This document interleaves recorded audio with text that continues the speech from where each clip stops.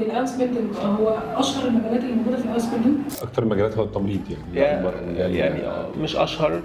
خلينا نقول الحاجات اللي فيها، هو كل المجالات مفتوحه، ولكن الحاجات اللي فيها ممكن احتياج زياده شويه. اعتقد طبعا في مجال الجيزون اللي هو الجيزون هايت فيزن اللي هو المجال الطبي بشكل عام.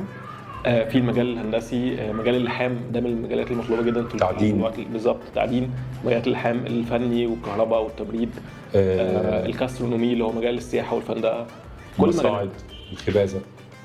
فمجالات لا تخطر على بال حد، ومن اكتر المهن المطلوبه وسهل جدا تعرف تلاقي فيها شغل. وفي مجال لسه قاري عنه، ده مجال سواقين شاحنات اللي هي الكافيه اللي هي الكبيره، اللي هو المقطورات اللي هي العربيات الكبيره، ده برضه لسه قاري عنه. ده مطلوب مش في المانيا بس، ده مطلوب في اوروبا كلها وفي امريكا نفسها. فاعتقد قصه الاوس بيلدونج هي مفتوحه لمجالات كتيره جدا كلنا ما نتخيلهاش. في مجال الاي تي على سبيل المثال في اوس بيلدونج، هي بس زي ما اتفقنا الناس كلها محتاجه تحدد هدفك وتجهز ورقك زي ما علي قال لكم او تقدم.